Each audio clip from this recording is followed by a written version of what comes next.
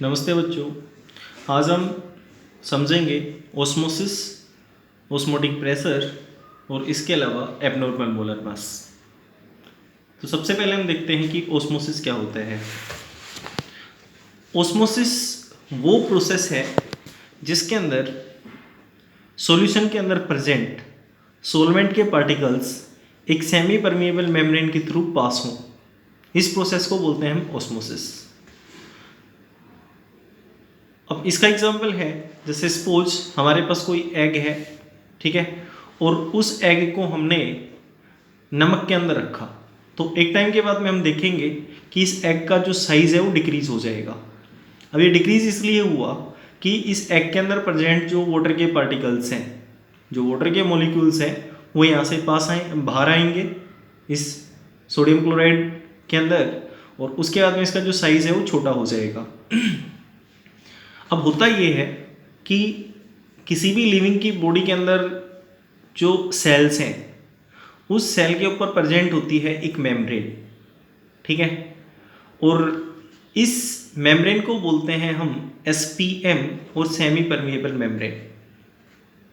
इस semi permeable membrane के अंदर बहुत छोटे छोटे सब माइक्रोस्कोपिक होल्स होते हैं, और ये सब माइक्रोस्कोपिक होल्स सिर्फ सॉल्वेंट पार्टिकल्स को पास होने देते हैं, बट सोल्यूट के पार्टिकल्स को पास नहीं होने देते।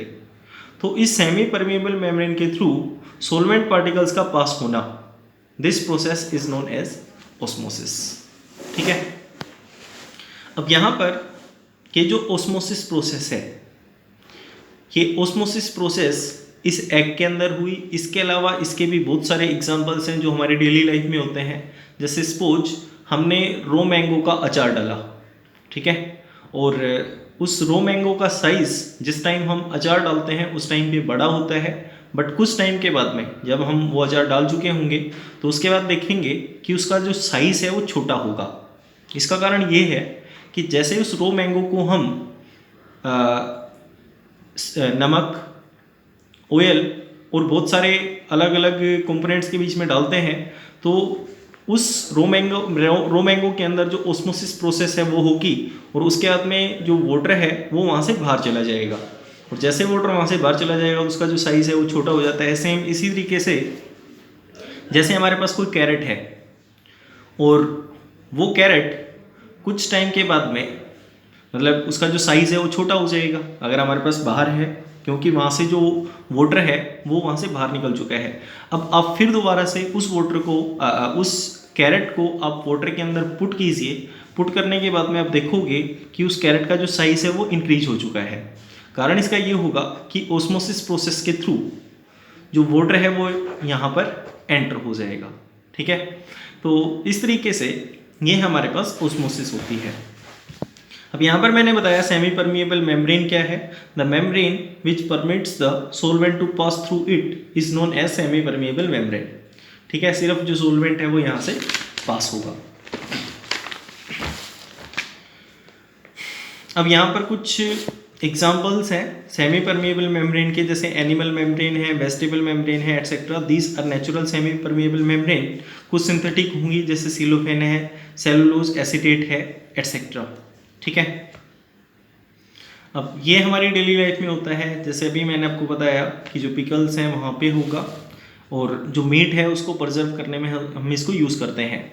जैसे हमारे पास मीट है और उस मीट के अंदर अगर हम नमक डाल देंगे बहुत सारा, तो वो मीट बहुत टाइम के बाद में ख़राब होगा। कारण इसका ये होगा कि अगर वहाँ पर कोई बैक्टीरिया या फिर फंगी ग्रो करती है, तो उस नमक की हाई कॉन्सेंट्रेशन होने की वजह से उस बैक्टीरिया के अंदर प्रेजेंट जो वाटर है वो बाहर आएगा, और उसके बाद में उसकी डेथ हो जाएगी। सेम इसी तरीके से हमारे पास जो हनी है, शहद है, वो जल्दी से ख़राब नहीं होता। इसका कारण ये है कि हनी के अंदर वाटर कंटेंट बहुत कम है, और जैसे ही कोई बैक्टीरिया, फंगी या फिर कोई दूसरा माइक्रो ऑर्गेनिज्म वहाँ पे एंटर करेगा, तो ओस्मोसिस प्रोसेस के थ्रू उस बैक्टीरिया का जो वाटर है वो उस हनी में चला जाएगा, और आपका जो बैक्टीरिया है या फिर दूसरा माइक्रो ऑर्गेनिज्म है उसकी डेथ हो जाती है, ठीक है।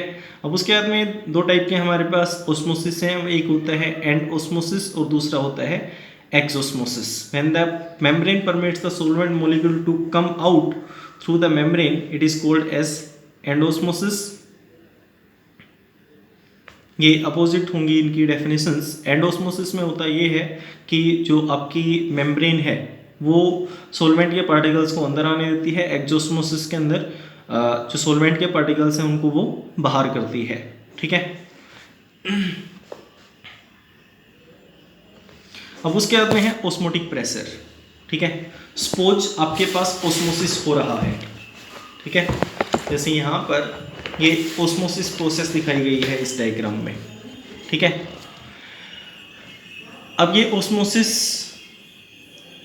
जहाँ पर सोलवेंट का कॉन्सेंट्रेशन ज़्यादा है और दूसरी तरफ सोलवेंट का कॉन्सेंट्रेशन है तो हायर कॉन्सेंट्रेशन से लोअर कॉन्सेंट्रेशन की तरफ होगी सोलवेंट के कॉन्सेंट्रेशन के रिस्पेक्ट में। ठीक है, अब सपोज कि आपकी जो ओस्मोसिस है वो इस तरफ हो रही है।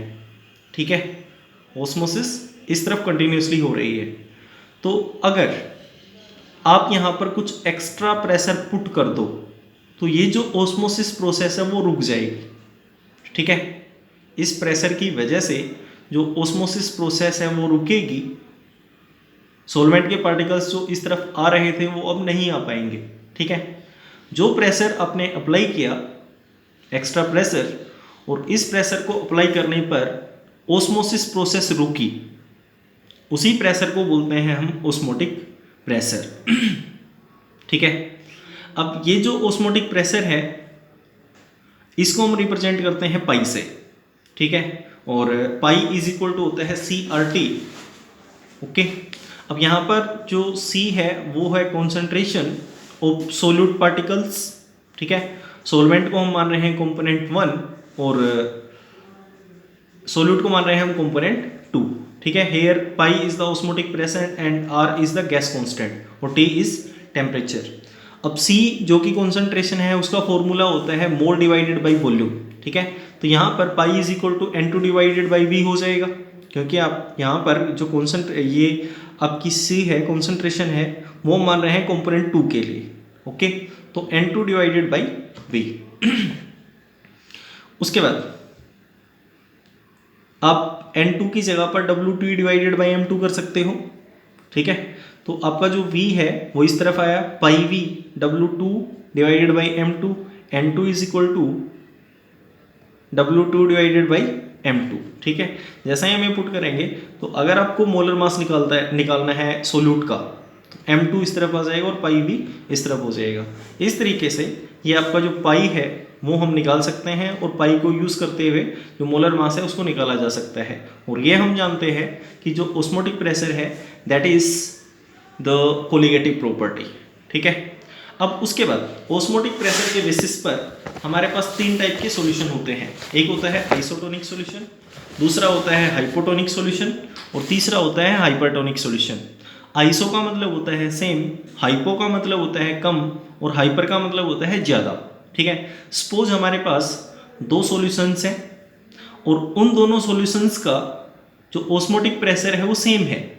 ठीक है, तो ऐसे सॉल्यूशन को बोलते हैं हम आइसोटोनिक सॉल्यूशन। ठीक है, सपोज नेक्स्ट सॉल्यूशन आपके पास कुछ इस तरीके का है जिसके अंदर एक का ऑस्मोटिक प्रेशर ज़्यादा है। Suppose we have this type of solution और इनके बीच में एक सेमी परमिएबल मेम्ब्रेन प्रेजेंट है। तो इसका जो पाई है पाई ए और इसका है pi B, pi A is less than pi B. ठीक है, तो यहाँ पर जो सॉल्यूशन है ये इसको बोलेंगे हम हाइपोटोनिक सॉल्यूशन।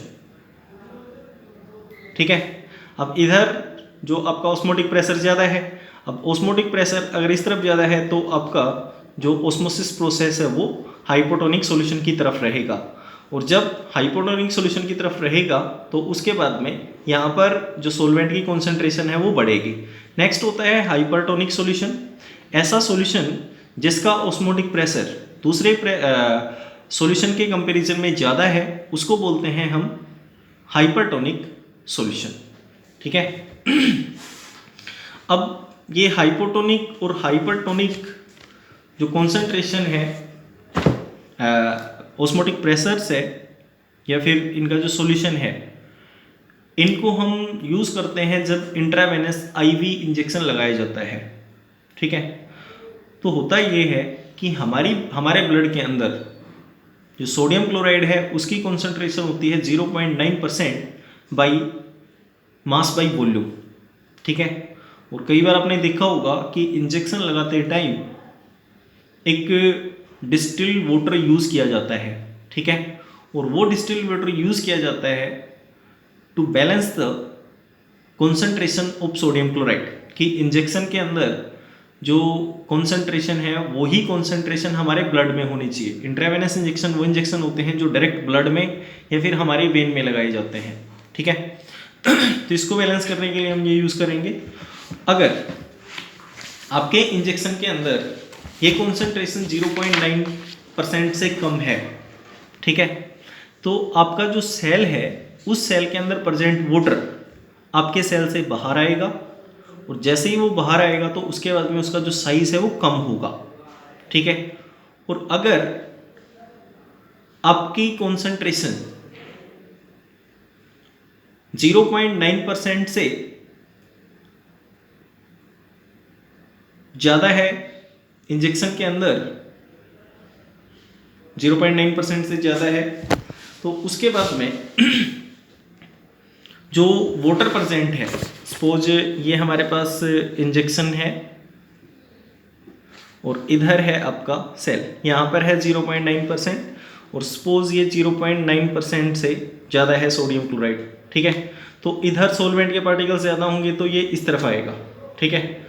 और यहाँ पर ये आपका 0.9% से कम है, ठीक है, और यहाँ पर ये 0.9 है ही, तो सोलवेंट के पार्टिकल्स इस तरफ जाएंगे, आपके सेल में एंटर होंगे। अब जब सोलवेंट मतलब वाटर इधर जाएगा तो इसका साइज बढ़ेगा, और इधर अगर ये जाएगा तो इसका साइज कम होगा। इस वजह से इंट्रावेनस इंजेक्शन के अंदर हम जो डिस्टिल वाटर है उसको यूज़ करते हैं, ठीक है। अब देखिए, जो इंसान नमक ज़्यादा खाता है उसको एक बीमारी होती है स्किन की जिसको बोलते हैं हम ईडिमा, ठीक है। वो देखिए क्या होगा, जो भी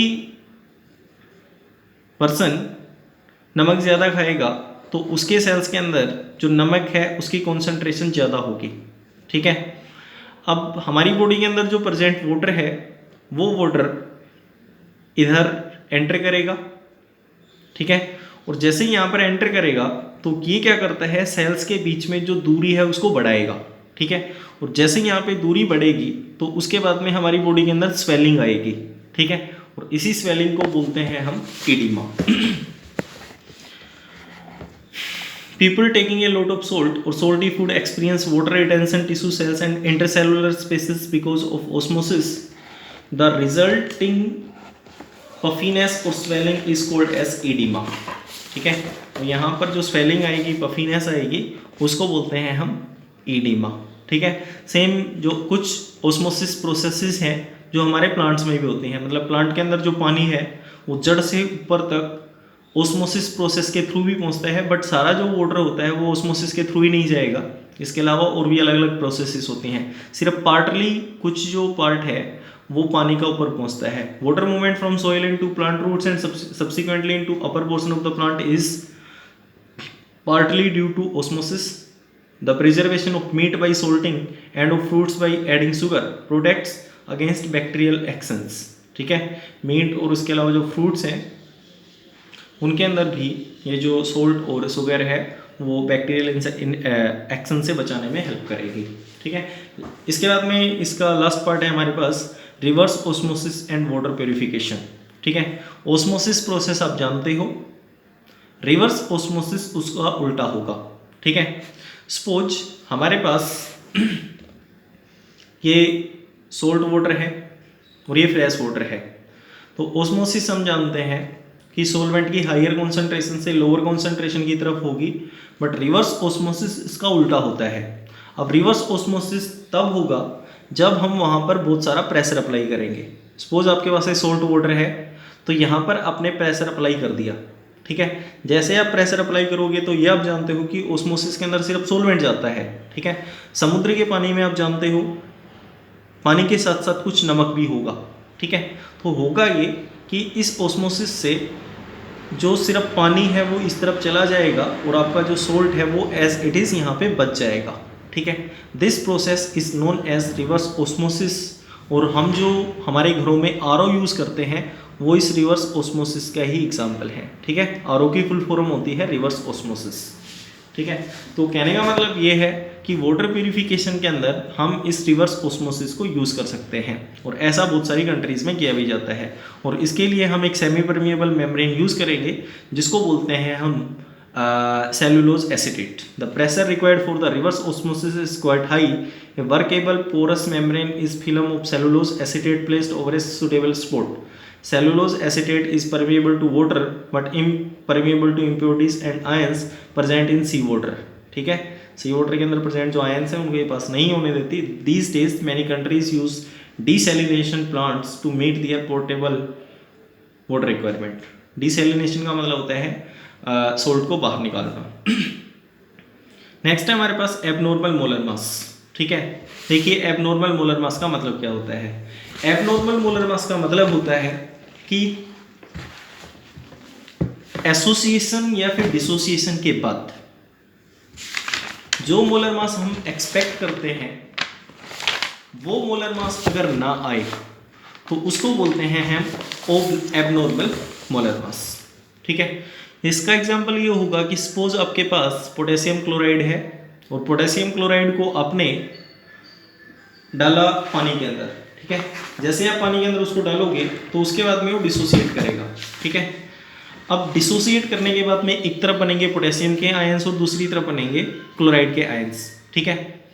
तो जो आपके पास पहले मोलर मास था पोटेशियम क्लोराइड का, ठीक है, वो मोलर मास अब आपको डिसोसिएशन के बाद में नहीं मिलेगा। मतलब पहले इसका मोलर मास होता है 74.5 ग्राम, बट जैसे ही डिसोसिएट हो जाएगा मतलब ये टूट जाएगा उसके बाद में इसका मोलर मास वो नहीं रहेगा जो हम एक्सपेक्ट करते हैं, ठीक है।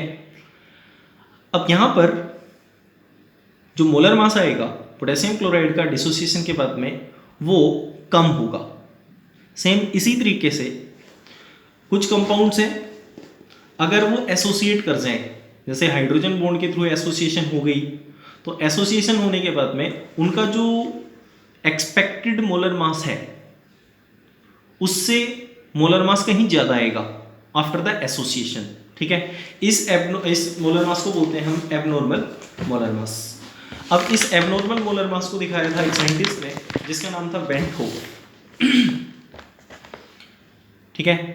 जैसे हमारे पास के कंपाउंड है और एक तरफ था आपका पोटेशियम क्लोराइड, तो इनका जो मोलर मास है वो चेंज हो जाएगा। अब इस एबनॉर्मल मोलर मास को वेंट होफ ने दिखाया था आई से और इसको बोलते हैं हम van't Hoff factor. This is known as van't Hoff factor और इसका फॉर्मूला होगा normal molar mass divided by abnormal molar mass. इसको बोल सकते हो आप ऑब्जर्व्ड और कैलकुलेटेड, ठीक है। Observed value of colligative properties divided by calculated value of colligative properties, ठीक है। ये आपको क्वेश्चन में गिवन मिलेंगे, ठीक है। तो इस तरीके से हमारे पास होता है वेंट होफ फैक्टर, ठीक है। और रिवर्स ऑस्मोसिस हमने पहले देखा, ठीक है। इस तरीके से आपका जो चैप्टर है वो ख़त्म होता है। Thank you.